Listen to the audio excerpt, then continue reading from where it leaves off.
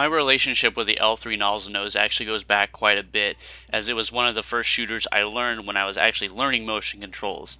For those that are unaware and haven't seen the original videos on this channel, I actually used to use stick controls exclusively in the first game, and when I was learning motion controls, the two weapons I tried playing the most were the Splat Charger and the L-3 Nozzlenose. So it is definitely a weapon that I have some experience with and I have sort of a history with. And this Nozzlenose, the L3D, has Burst Bomb and Inkjet, which is very comparable to the L3D in the first game that had Burst Bomb and Kraken. Though unlike a lot of the other weapons that have come out recently, the weird thing with the L3D is it has a good kit, but so does the original weapon. The vanilla L3 in this game has Curling Bomb and Baller, which is also an all-around good kit.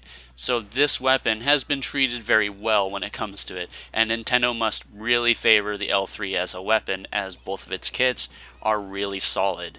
The Burst Bomb basically acts as one burst shot, or in some cases might act as two burst shots. The weapon basically takes 2 rounds to kill. You have to press the trigger twice to be able to kill somebody, as it shoots 3 rounds and then it has to kill with basically 4 shots. The Burst Bomb can mitigate some of the damage as you just hit them with an indirect, or if you hit them with a direct, and it can even lower that kill time even more. And then it is also a good follow-up if you can't land another shot. The Burst Bomb is going to be a finishing move, basically. You're going to throw a Burst Bomb after your shots have finished and they're trying to get away from you. Another thing is both L3s actually have movement subs. I would classify movement subs as things like Curling Bomb and Burst Bomb.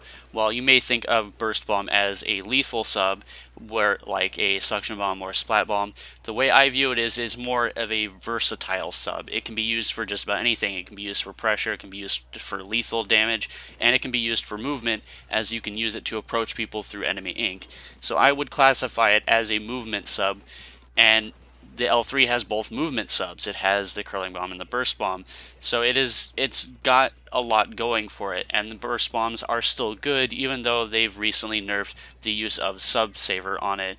It is still an overall good tool, especially for this weapon, as it can help lower its kill time significantly and make it a lot easier to follow up things like the trailing off shots. You can follow it up with a Burst Bomb to help finish off people that are escaping from you. Another thing that Burst Bombs provide this weapon is it sort of isn't the greatest when it comes to turfing walls. It's sort of hard to like turf up walls so you can climb them. The Burst Bombs will actually help you with that, so you don't have to fire your weapon to be able to climb up walls. And Inkjet, while it has been nerfed recently, it is still a relatively decent special. It takes a bit more aim than it used to, as indirects aren't going to be as punishing as they used to be, and directs are still as punishing as they could be. So if someone is dedicated enough to really be able to learn how to use Inkjet effectively, this is a really solid kit. Just like the vanilla L3, it is just overall really good and helps the weapon with so much. Where the vanilla L3 had Curling Bomb to help you maneuver around, it continues to do that. It continues to provide a solid kit for this weapon, and even in the first game, both L3s, in my opinion, had very solid kits. And Nintendo continues this trend by bringing over the solid kits for the L3 in this game. The kit on the L3D provides more versatility to the weapon. It allows it to act in more maps than the vanilla could. Because Curling Bomb is more so great for long stretches of ground, the Burst Bomb allow you to basically apply pressure from any angle and do from a great distance. So it does provide a bit more versatility to the weapon, and the Inkjet being able to climb up into the air and go over walls and sort of things, it helps enforce that versatility on it. It's just an overall good weapon, and the L3 hasn't really changed too much, aside from the fact that the run speed on it has been nerfed a bit. Run speed stacking isn't as effective as it used to be. The weapon itself is overall really good, and people that can use this weapon really well are basically the scariest people I've ever had to encounter, as you will often die before you even realize that they're shooting at you because of how fast this weapon actually kills. It's actually very underrated how fast this thing is able to kill, probably because of how much effort it takes to learn how to use this weapon. It isn't easy, and that's what the vanilla L3 in the first game was a bit easier to use, as it had disruptors, so it made it easier to follow up shots or win 1v1s against someone. But here, people that are really good with this weapon are monsters and I hate fighting them.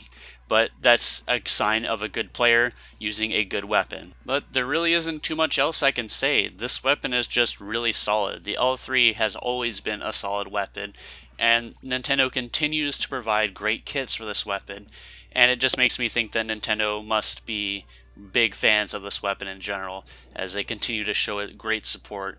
And it's just a very solid weapon. It is definitely worth playing, and it is definitely worth the effort that takes to learn how to use this weapon, as it is a very rewarding thing to use in the end as well, or at least in my opinion.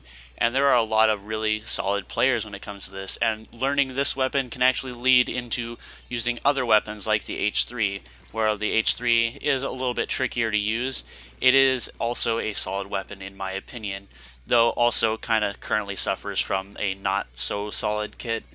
But the L3D, in my opinion, is a solid weapon and is definitely worth playing. It is just an overall great choice, and yeah, that's pretty much it. I can't really say too much else. There really isn't much else to say. It's just great. So I want to hear everyone else's thoughts on this weapon. Feel free to say anything below. Thank you all for watching, and I will see you all next time.